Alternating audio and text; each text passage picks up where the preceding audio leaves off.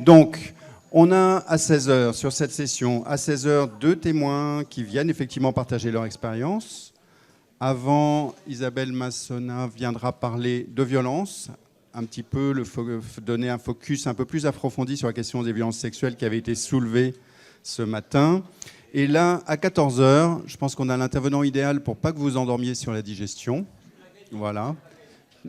Non, mais plutôt connu pour ses punchlines, ses avis tranchés, une façon bien à lui de commenter la météo sur les réseaux sociaux.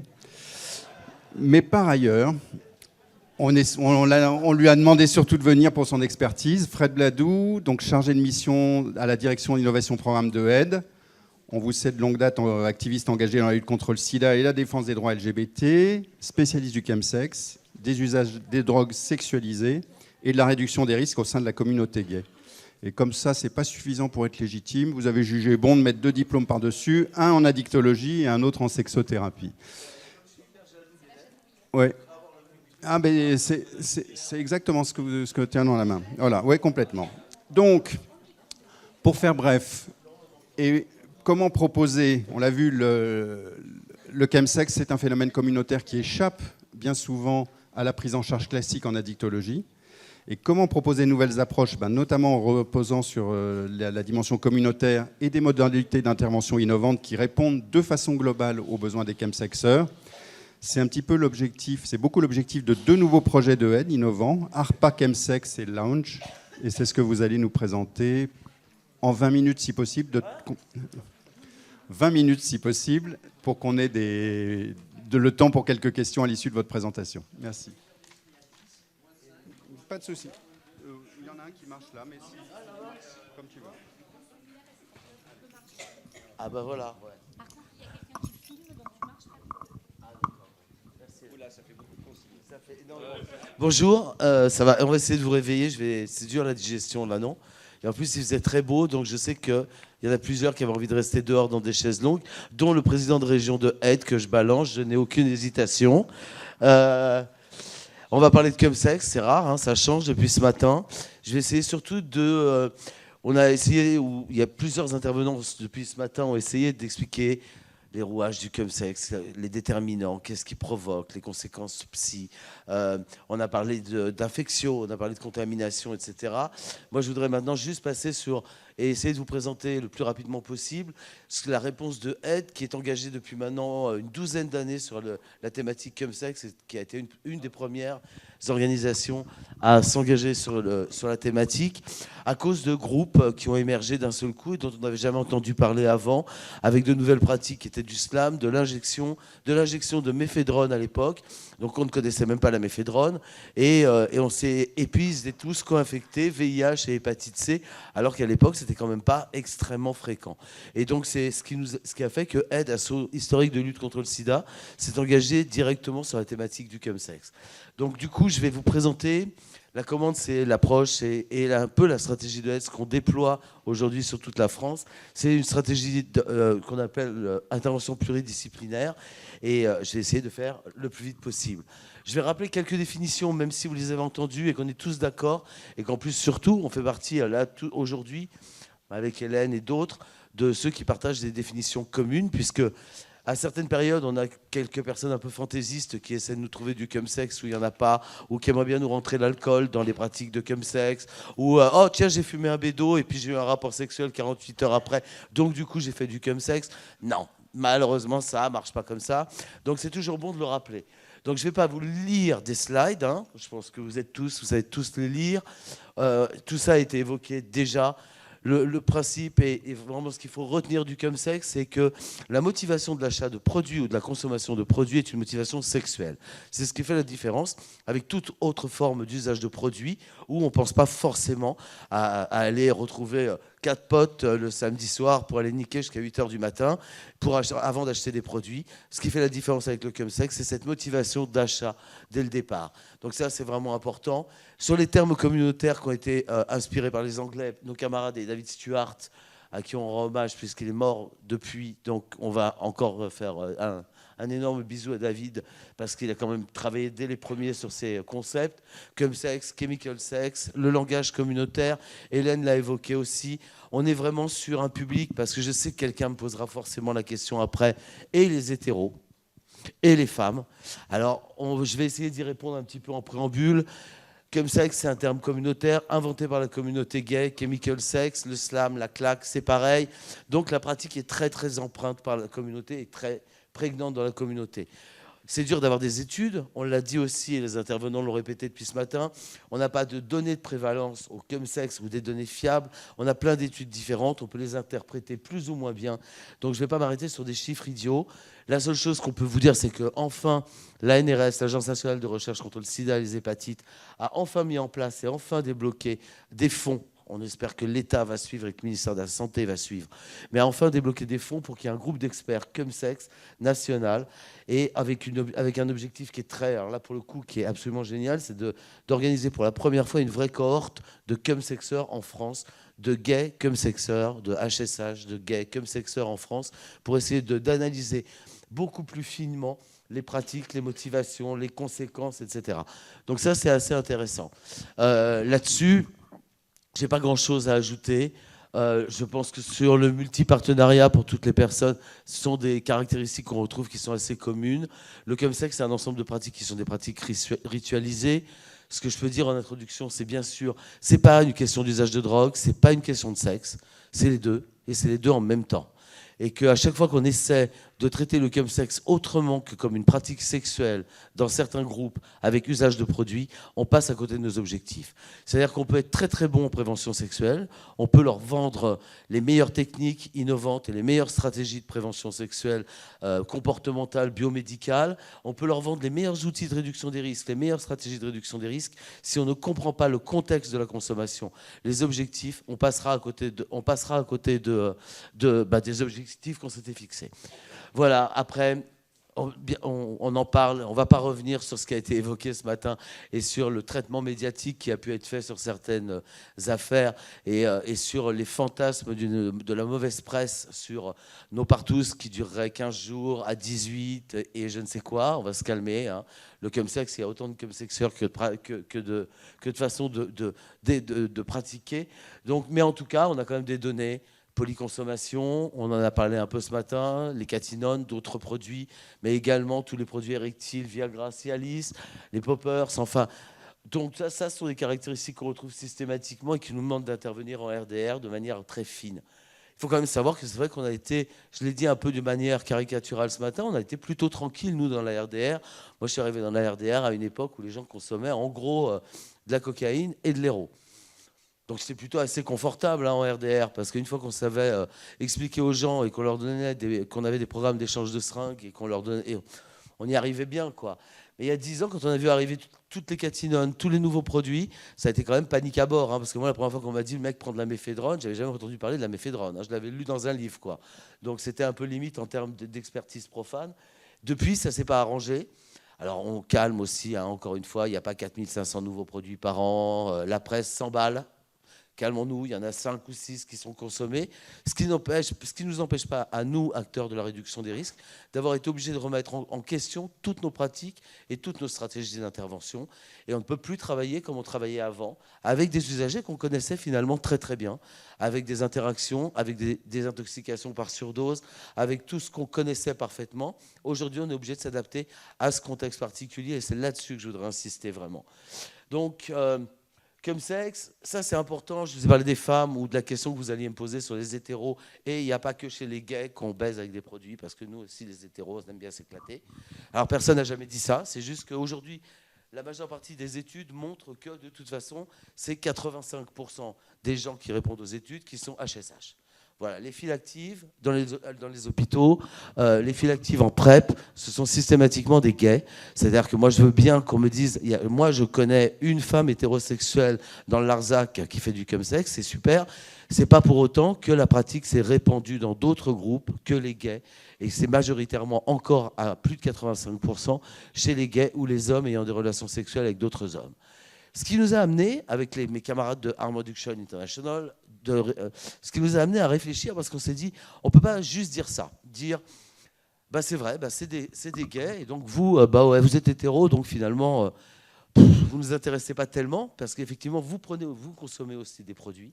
Et donc, on a décidé de scinder finalement, et de faire une petite précision, ou d'apporter une précision, de parler d'usage de produits sexualisés. C'est-à-dire que la motivation d'achat, ce n'est pas forcément la sexualité, mais vous achetez de la MD pour aller passer une nuit de clubbing. Naturellement, je parle de tout ça alors que je ne l'ai jamais fait, hein. Je tiens quand même à le rappeler. J'ai les administrateurs de aide dans la salle, je n'aurais pas à être embêté. Donc, on a fait vraiment cette distinction entre l'usage de produits sexualisés, c'est-à-dire que les gens vont acheter de la MD, vont acheter de la cocaïne, vont acheter n'importe quel produit dans un but festif, dans un but de clubbing, dans un but de consommation compulsive et régulière, ce qu'on veut. Et derrière, ils auront un rapport sexuel, une relation sexuelle. Ce n'est pas pour autant du chemsex. Parce qu'effectivement, ce ne seront pas les mêmes rituels.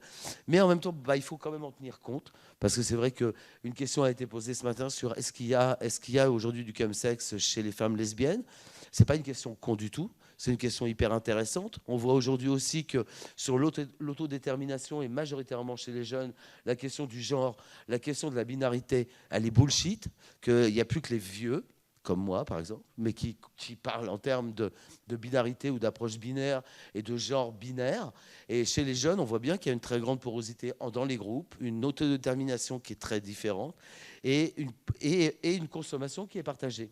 C'est-à-dire qu'on est en droit de se poser la question, de se dire, bah c'est vrai que toutes ces meufs lesbiennes qui sortent avec leurs copains gays, qui ont de la 3-MMC sur eux et qui vont utiliser ce psychostimulant en substitution de la cocaïne qui est vachement plus chère, parce que en gros c'est ça en festif, hein. On va remplacer la MD par de la 3-MMC et par du G parce que c'est génial et que c'est vachement moins cher et qu'ils en ont pour leur argent. Très clairement, en tout cas au début, avant d'arriver en addictologie chez nous, ils en ont pour leur argent au début. Et donc ça, c'est une question vraiment intéressante pour affiner, parce qu'avec Hélène, on en a parlé depuis et on a reparlé un tout petit peu. C'est vrai qu'aujourd'hui, on ne voit pas une apparition et on n'est pas débordé par les femmes lesbiennes ou d'autres genres qui arrivent dans nos structures. Et puis on n'a pas d'études qui nous montrent qu'on a un comportement sexuel ou un comportement sexuel ou des habitudes sexuelles qui ont changé sous les effets du produit. Mais on voit en revanche que dans nos structures aujourd'hui, il faut impérativement amener dans les CARUD la question des catinones. Il me reste 10 minutes et j'ai fait 2 slides. Donc tu sais que tu vas être dans la merde dans quelques minutes. Mais enfin non, mais c'est important parce que je ne veux pas être hyper réducteur et toujours tout focaliser sur les gays. Les autres usages dans d'autres groupes nous intéressent et surtout il ne faut plus les voir comme un truc homme-femme, etc. et surtout chez les jeunes. Je pense qu'on a déjà parlé vachement de tout ça depuis ce matin, donc je vais peut-être pas... Si, ce qui est important là-dedans, c'est l'appropriation partielle. Je l'ai dit, le chemsex, il faut parler, et quand on fait des interventions, et quand on intervient, on ne peut pas faire une intervention de réduction des risques ou une intervention de réduction des risques sexuels ou de prévention sexuelle déconnectée l'une de l'autre. Il faut absolument agir sur les 2 piliers en même temps. Et ça, on voit qu'on n'est pas bon. On voit qu'on n'est pas bon. On voit que dans les CARUD, on n'a jamais parlé de cul. On a toujours considéré que finalement, ils sont usagers de drogue, ouais, la sexualité, ça doit passer au second plan. Et puis chez les gays, pendant des années, on traitait la PrEP, on distribuait des capotes, etc. Mais alors, on leur demandait... c'est vrai qu'en même temps, on n'avait pas vraiment de problème. Hein, quand les gens consommaient de la MD 2 fois par an, une fois au jour de l'an, une fois à leur anniversaire, ils risquaient pas l'overdose, quoi. Donc du coup, on ne posait pas la question. Le chemsex est venu vraiment bouleverser tout ça, et c'est le message que je veux faire passer aujourd'hui, c'est que ça nous oblige tous à revoir aujourd'hui nos stratégies d'intervention et surtout notre discours vis-à-vis de tous les publics, parce que tous ces produits qui arrivent ne vont pas s'arrêter demain. Les classes de catinone, les classes de méthamphétamine, on en a été plutôt protégés en France jusqu'à aujourd'hui, en tout cas sur les méthamphétamines, ça pourrait ne pas durer. Et qu'il faut commencer déjà aujourd'hui à adapter nos stratégies d'intervention. Voilà, après, dans des groupes, forte prévalence VIH, mais il y a déjà eu une très bonne présentation aujourd'hui sur la question du VIH, etc., des IST. Et puis, hyperconsommation, conduite addictive, Hélène l'a beaucoup évoqué. Donc maintenant, je vais rentrer beaucoup plus. Sur les prévalences, oui, on me demande toujours, mais c'est qui les chemsexeurs? Les chemsexeurs, aujourd'hui, c'est tout le monde. C'est-à-dire que, autant il y a 7 ans, 8 ans, je pouvais dire, c'est des mecs qui ont entre 38 et 55 ans, CSP+, qui sont plutôt en milieu urbain. Aujourd'hui, je suis incapable de vous dire ça. Toutes les études, que ce soit Apache, Pax, toutes les études qui sont menées montrent qu'on a des chumsexeurs de tous les âges, toutes catégories socio-professionnelles. Ce qui est intéressant, c'est de voir que des facteurs de vulnérabilité, comme le fait d'être racisé, le fait d'être travailleur du sexe, le fait d'être précaire, sont des facteurs de vulnérabilité qui exposent à encore plus de risques de conduite addictive ou de contamination à VIH. Et ça, il faut le garder en tête. Donc voilà, j'ai envie de dire que voilà, entre 10 et 20% des gays HSH ont expérimenté au moins une fois le chemsex. Ça ne veut pas dire grand-chose. Hein. Ça veut dire que peut-être qu'un soir, ils ont pris une ligne de cocaïne et qu'ils ont eu un rapport sexuel. Ça n'en fait pas des usagers de drogue non plus dramatiques.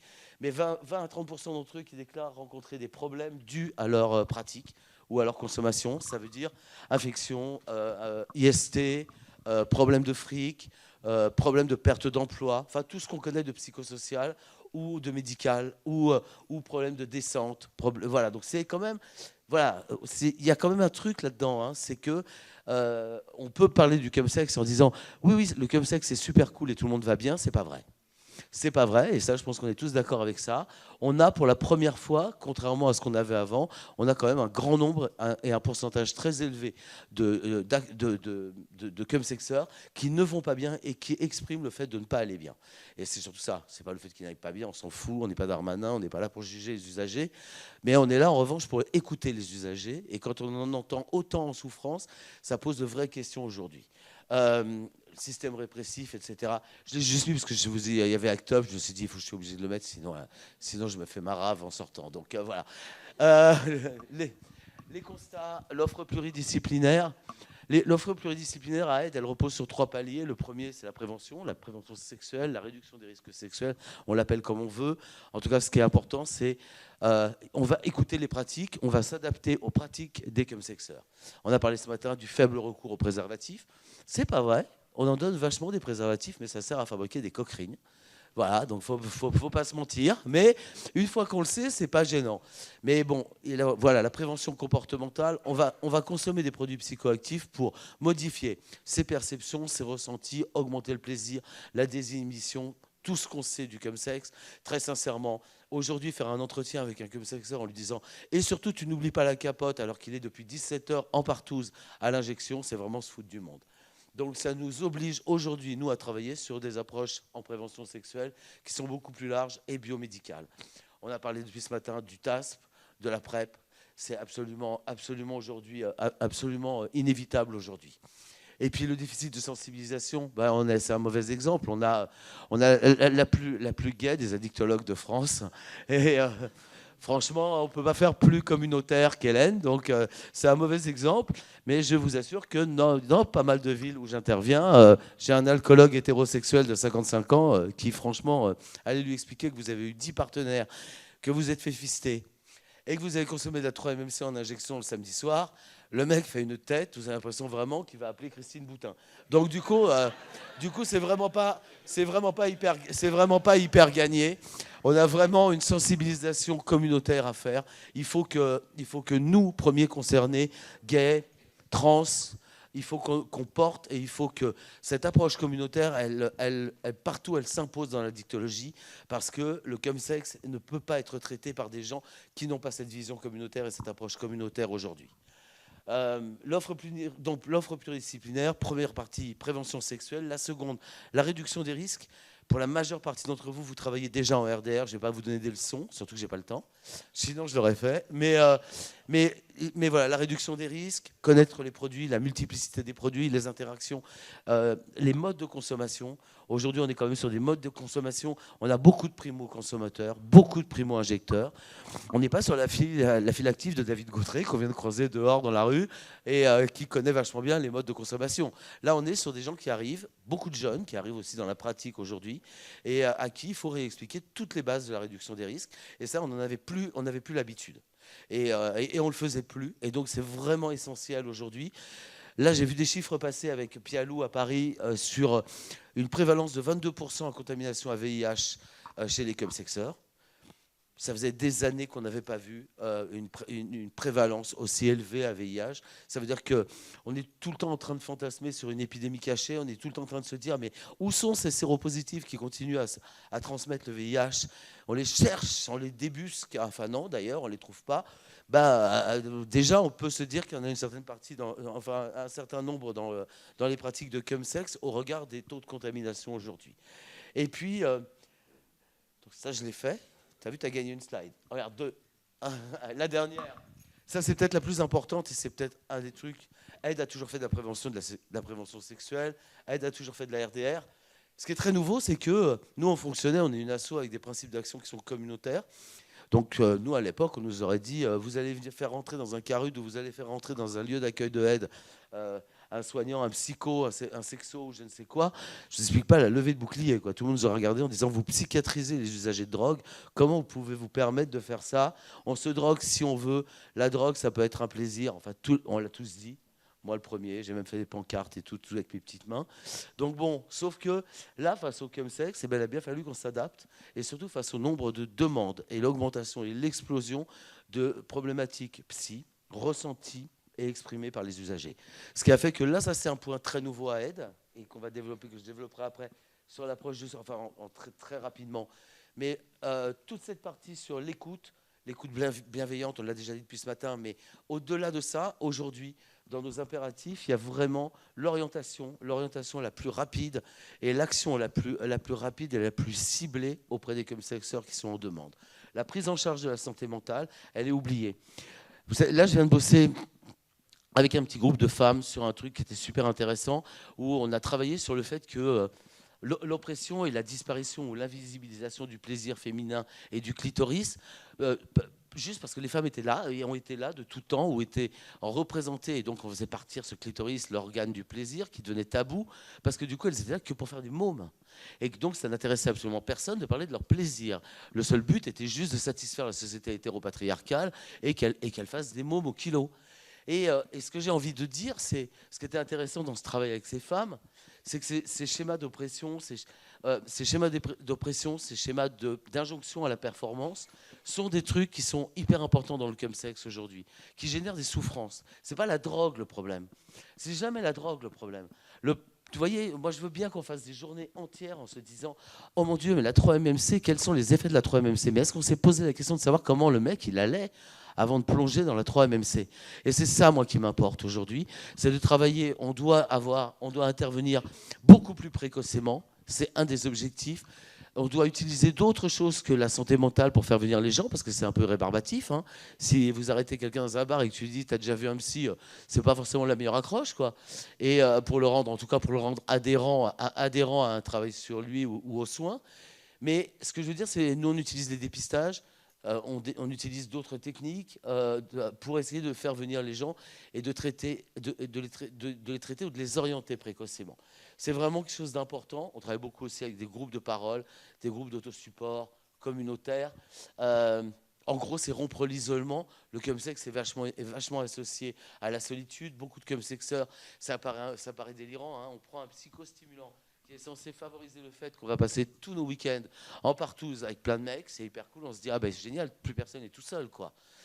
Et au final ils sont encore plus seuls, et donc c'est vraiment un des axes sur lesquels on travaille. Les enjeux, donc c'est partout proposer cette offre pluridisciplinaire, ou en tout cas essayer de faire en sorte, je n'ai pas de représentant des pouvoirs publics là, c'est dommage, mais on a besoin d'ouvrir des centres. C'est-à-dire que l'expérience ici à Montpellier, on peut parler de cette expérience qui est absolument géniale entre Aide, le service d'addictologie et le CARUD Access, où on travaille tous les trois, enfin les trois structures et travaillent ensemble en permanence de manière à mettre en place une offre pluridisciplinaire et offrir tout ce que j'ai évoqué avant, de la PrEP jusqu'à la prise en charge de la santé mentale, jusqu'aux consultations addicto, jusqu'à un vaccin, jusqu'au matériel de réduction des risques. Tout ça, c'est hyper important. Aujourd'hui, je pense que si on veut répondre aux besoins exprimés par les chemsexeurs, il faut que ce soit cette approche pluridisciplinaire qui soit mise en place partout. Promouvoir la santé sexuelle, on ne va pas revenir là-dessus. Là-dessus, pareil, comme je n'ai pas beaucoup de temps, je ne vais pas développer, vous le connaissez. Non, je suis très en colère sur l'abstinence, mais bon, je ne vais pas faire un scandale là-dessus. J'aimerais bien qu'en France, on change de discours. Là, ça va être ma seconde politique. J'en ai assez d'entendre que la drogue, c'est de la merde. J'en ai assez d'entendre qu'on va durcir les réglementations contre les usagers. La chasse aux usagers, la prison n'ont jamais fait arrêter personne. Au contraire, ça multiplie les overdoses. On les remercie. J'aimerais bien qu'on change de paradigme. Aujourd'hui, les gens qui veulent arrêter, nous, à Aide, on les accompagne vers l'arrêt, on les accompagne vers des soignants qui peuvent les accompagner, ou même vers Narcotiques Anonymes si c'est leur truc. Et c'est tout à fait normal de répondre aux besoins des gens. En revanche, cette injonction à l'abstinence en permanence ne tient absolument pas compte des déterminants psychologiques des gays exposés depuis toujours à l'homophobie structurelle, à un besoin de performance absolument énorme pour être à égalité avec les autres dans la société. Et donc ce discours est obsolète, archaïque et dangereux. Donc c'est pour moi hyper important aujourd'hui de sensibiliser nos élus et les pouvoirs publics à... Ouais. Ben non, c'est que l'intro. Regarde, ça y est, j'ai fini. Regarde, ça y est, j'ai fini. Voilà, ça c'est... Voilà, donc... ouais, mais fallait... Bah oui, mais du coup, j'en ai pour 2 secondes sur les projets. Enfin, à peu près, quoi. Bah voilà, ça c'est exactement... Là, vous avez exactement ce qu'on a mis en place ici à Montpellier. Voilà, Laurent, Vincent qui est là-bas, David, Hélène. Là, vous avez exactement l'offre pluridisciplinaire mise en place à Montpellier à travers 3 structures où d'un seul coup on va essayer de répondre aux besoins des comsexeurs à tous les niveaux. Voilà, donc ça va sortir là dans les jours qui viennent, cette affiche, mais l'action est déjà en place. On y répond de manière communautaire, addictologique, sexologique, psycho. On fait tous les dépistages chaque 3 mois. On s'occupe du VIH, on met sous PrEP. Enfin, en gros, tout ce qu'on doit faire pour améliorer la santé globale et la qualité de vie des comsexeurs, on y a réfléchi, on a essayé de le faire et de le mettre en place. Et regarde, j'ai plus qu'une seule slide. Waouh! Bon, ça, c'est l'autre visuel. On en a mis 2 parce qu'on s'est dit, ouais, tout le monde n'aime pas les mecs comme ça, musclés, barbus, poilus. Alors, on va en mettre 2 petits jeunes avec des t-shirts. C'est pas mon choix, hein, mais... Et ça, c'est l'autre exemple. Le premier exemple, c'est ARPA Comsex. Donc ça rentre dans ce gros truc dont tout le monde a entendu parler, qui est ARPA Comsex, un financement du fonds addiction sur 3 ans, qui est une expérimentation justement de l'offre pluridisciplinaire. Donc ça, c'est ce qui est fait à Montpellier. À Toulouse, en revanche, c'est une offre pluridisciplinaire également. C'est quasiment la même offre pluridisciplinaire, mais qui ne rentre pas dans ARPA Comsex, qui fonctionne sur d'autres fonds et d'autres types de fonds. Et c'est l'ARS qui finance, hein, c'est ça. Et voilà, donc je voulais le présenter aussi parce qu'il y a pas mal de gens des équipes de Toulouse dans la salle et qui font un super boulot. Et voilà, donc ça, c'est tout ça. De toute façon, vous pourrez le retrouver. Je pense que la présentation sera en ligne sur le site du Corps et Vie. Donc, vous pourrez retrouver toutes ces infos. Les conclusions, je pense que vous avez compris. Il faut développer l'approche communautaire, ouvrir des centres de santé sexuelle parce que le chemsex, ce n'est pas une problématique. Ce n'est pas les grands patrons de la dictologie qui vont sur les plateaux de BFM pour commenter l'affaire Palmade en nous répétant à longueur de journée que le chemsex, c'est des gens qui souffrent de pathologies psychiatriques. Hein? Non. Ma carrière est foutue, sinon, quoi, tu vois, mais voilà, le chemsex, c'est pas ça. C'est pas une problématique uniquement psychiatrique.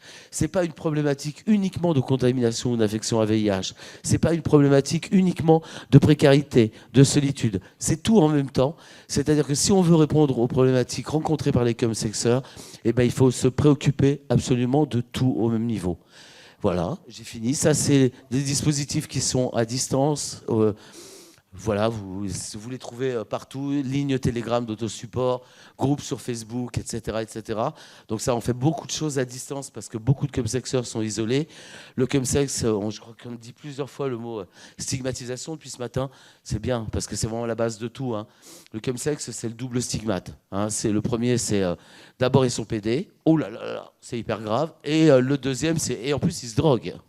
Et donc ça, c'est vraiment hyper important que beaucoup de gens qui sont isolés parce qu'ils ne peuvent pas parler de leur sexualité, parce qu'ils sont ni de leur consommation de produits, puissent se retrouver sur des espaces à distance, et surtout ceux qui sont en ruralité. Et j'ai fini, ça c'est mes brochures, et puis ça c'est pas moi.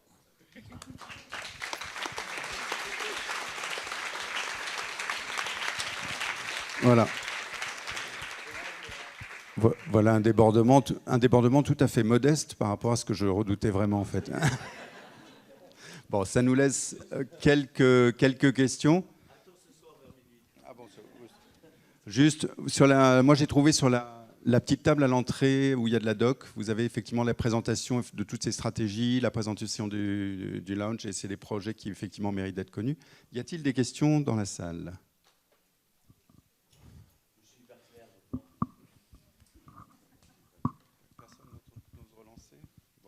J'ai droit à une question alors ? On a parlé un peu VIH et IST. Quels sont vraiment les enjeux actuels justement pour casser cette épidémie ? De se dire finalement il y a une épidémie VIH et IST particulière dans la communauté chemsex. Qu'est-ce qu'on peut faire par rapport à cette urgence à ce moment-là ? Pendant plusieurs années, on a vraiment limité la casse sur la question des contaminations à VIH. À un moment, on s'est fait très très peur sur l'hépatite C. Heureusement, on a eu le soutien de professeurs de médecine, des pathos. Là encore, je veux saluer Pialou et d'autres qui ont dit là maintenant, vous commencez à nous emmerder avec vos économies sur la santé et on a des traitements qui sont hyper efficaces. Donc, on ne va pas attendre chez les chemsexeurs, on ne va pas attendre 6 mois pour voir si, des fois que sur un coup de chance, ils pourraient redevenir séronégatifs. Sauf qu'en 6 mois, ils ont eu le temps d'avoir 150 partenaires. Donc, du coup, on n'arrivait absolument pas à freiner la dynamique de l'épidémie de VHC. Le jour où ces recours ont changé, aujourd'hui, le VHC s'est effondré. Aujourd'hui, en revanche, sur les autres IST, on est vraiment sur un max de contamination. Ouais, pardon. On est sur un max de contamination. Ça, c'est pas grave, les contaminations, elles se soignent, ok. Enfin, la syphilis, les gonos, le chlamydia, ça se soigne. En revanche, ça provoque aujourd'hui, pour certains chemsexeurs, des résistances. Ça les éloigne du soin, parce qu'à force d'aller faire des piqûres et des prises de sang, ils en ont ras-le-bol. Donc, il faut vraiment travailler aujourd'hui, il faut travailler sur des stratégies de prévention, sur l'incitation au dépistage chaque 3 mois. C'est essentiel. Quand ce sont des chemsexeurs actifs, avec un nombre de partenaires assez élevé, et pas forcément des moyens de prévention, enfin, qui met une capote de toute façon, donc voilà. Donc, très sincèrement, il faut faire un gros effort, il faut que l'État nous soutienne sur tout ce qui est préventif. Pas attendre que les mecs aillent mal ou soient contaminés pour agir.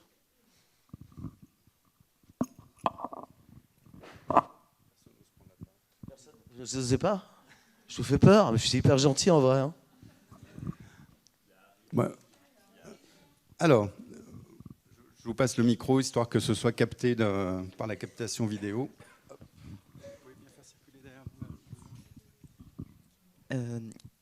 Donc dans la présentation, tout ça, vous avez parlé un peu qu'il y a aussi notamment beaucoup de primo-injecteurs et de personnes qui rentrent dans la sexualité par rapport avec le chemsex. Et ma question, c'était comment mieux aller les chercher et mieux faire passer l'information, parce qu'on voit que des fois c'est difficile de capter un petit peu certaines populations.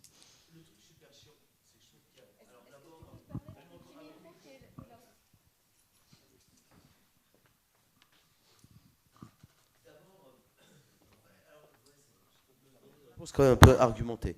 Ce qui est intéressant, c'est qu'aujourd'hui, et surtout chez les jeunes, pour des questions qui sont des questions de précarité, des questions de moyens et des questions de fermeture des espaces communautaires, on n'est plus sur un schéma comme dans les années 80 où finalement tout le monde allait dans des espaces gays. Et c'était super cool parce que même sur l'épidémie de sida, ça avait un vrai rôle d'information, d'éducation par les pairs, etc. Aujourd'hui, ce schéma, il n'existe plus. Il y a pas mal, moi je me déplace en région en permanence et je suis surpris de voir qu'il n'y a pas un bar gay, pas une boîte gay. Alors c'est pas grave, hein. Après il y a d'autres endroits de clubbing géniaux, mais ça ne remplace pas. Après, ce qui m'inquiète énormément, c'est aujourd'hui ces applications de rencontres, ces applications géolocalisées, qui sont le lien direct avec le chemsex. Le chemsex n'existerait pas s'il n'y avait pas les applications de rencontres. La géolocalisation, le fait qu'il n'y a plus rien. En fait, il n'y a plus aucune limite. En réduction des risques qui nous sauvait, franchement, quand le mec ne trouvait pas de cam, parce que le dealer, il n'était pas là ou il n'avait pas été livré, on était tranquille, quoi. Et ça lui faisait faire une pause dans sa conso. Aujourd'hui, c'est accessible tout le temps. C'est livré dans la boîte à lettres. Et c'est pareil pour les mecs, où c'est 24 heures sur 24, où l'hyper-sollicitation sexuelle sur les plateformes de rencontres, qui est une oppression capitalistique pour moi et rien d'autre, enfin, ou de consumérisme énorme, et hyper gênant. Qu'est-ce qu'on fait des mômes qui viennent de familles où l'homosexualité est plus ou moins acceptée, qui d'un seul coup, leur seul contact, leur seul lien avec l'homosexualité, ça va être des groupes de chemsexeurs sur Grindr.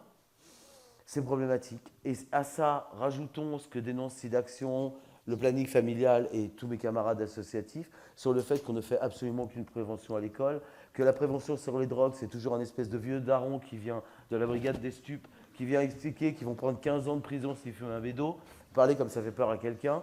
Enfin, vous voyez, voilà, on est nul en France, la prévention à l'usage de drogue et la prévention communautaire ciblée, spécifique envers nos groupes est complètement nulle et il faut faire pression sur l'État pour que ça change. On essaye de prendre 2 petites questions, madame, je crois, au fond à droite. Oui, moi j'avais une question un peu pour tous les intervenants et intervenantes de la journée par rapport aux questions de santé mentale, de risque majeur de suicide, mais aussi de dépression, etc. Et en lien avec la santé communautaire, parce que je suppose que vous faites un appel aussi aux professionnels et bénévoles de terrain, mais est-ce qu'il y a aussi des choses qui se passent, un peu d'innovation, pour former aussi les chemsexeurs aux gestes de premier secours en santé mentale? A priori, il me semble qu'il y a des formations là-dessus, et aussi sur toutes les questions aussi de psychologie, d'autosupport, comme ça peut se faire, je sais pas, comme une forme de formation à la naloxone, mais... Ce qu'on adore, hein, les usagers pairs. C'est ça, c'est ça. Le problème, c'est que voilà, on a, pour ceux qui sont des très vieux chemsexeurs maintenant, ils ont au maximum 7-8 ans. C'est-à-dire que toute cette culture communautaire d'usagers, qui est quand même un truc qui a vachement protégé pendant des années, hein, et qui protège encore les usagers aujourd'hui, les usagers en grande précarité, etc. Moi, j'étais administrateur de Gaïa à Paris, de la salle de consommation. C'est pas les mêmes publics que les chemsexeurs, et on voit qu'il y a quand même une espèce de truc communautaire, et puis de construction, de co-construction. Alors aujourd'hui, on essaie de former, ouais, bien sûr, on essaie de faire monter en compétence les chemsexeurs. On essaie aussi, et on le fait de plus en plus, avec Hélène, on fait des formations pour les soignants. Moi, je vais former des psys, j'interviens à la fac de médecine, j'interviens partout pour essayer de former et sensibiliser à ces questions d'usage de drogue. Voilà, on en est au début, hein. Très sincèrement, c'est insuffisant. Les services sont saturés, on n'a pas de place, on galère pour trouver des places pour des usagers qui sont en grande difficulté. Mais ta question est super juste. Et effectivement, on va faire monter les compétences, des gens en améliorant la question de la réduction des risques chez les usagers. On va prendre une dernière question, je suis désolé au fond, mais on va manquer de temps, mais on pourra y revenir après. Vivien, tu as une question? Je voulais savoir, du coup, fut un temps, vous aviez fait à Aide des assises où il y avait Ornet qui était présent, justement. Ouais. Tu parlais, Hélène en a parlé, on est tous conscients du poids des applications, mais qu'est-ce qu'on fait maintenant, du coup, aussi avec... Parce que, par exemple, dès qu'on essaye de faire de la prévention sur certaines applications, on est bloqué, on est blacklisté, ils en arrivent maintenant à bloquer les IP des tablettes. Donc, est-ce que des grandes associations comme la vôtre, avec un gros pouvoir... Non, ils s'en foutent. Ils sont basés aux États-Unis, c'est le capitalisme, ils sont complètement dans leur bon droit, ils en ont absolument rien à foutre. Jean-Luc Romero à la mairie de Paris, qui est donc adjoint à la maire de Paris sur la discrimination et avec qui je travaille beaucoup sur cette question du chemsex, et la MILDECA et la DGS, la Direction Générale de la Santé, se sont engagés en réunion à prendre rendez-vous avec... Mais ce sont des régies publicitaires en France. C'est-à-dire que ce ne sont pas des décisionnaires, c'est juste les régies publicitaires de ces sites qui sont installés en France, pour essayer de faire pression et pour que au moins les dispositifs de santé publique, comme la réduction des risques ou la prévention, soient respectés sur les sites. Bon, parce que moi, je ne peux pas. C'est-à-dire que je reçois une enveloppe de Santé publique France pour faire des annonces de prévention et de réduction des risques sur Grindr, et les mecs me bloquent mes annonces. Alors que c'est de l'argent de l'État. Et c'est pareil en région. Donc je comprends, c'est une horreur, c'est vraiment une horreur. Ces sites n'ont aucune éthique, ils sont juste là pour faire du blé et nous mettre des torses, hein, comme l'a montré Hélène sur sa présentation. Ça y est ? Tu as vu que je n'ai pas dépassé ? Grandiose. Rien du tout. J'en suis complètement bluffé. Bon. Blague à part, merci infiniment, parce que c'était à la fois intéressant, bien articulé avec une expérience solide. Ça montre aussi la capacité d'innovation de Aide. Et faire rentrer tout ça dans la vingtaine de minutes, chapeau.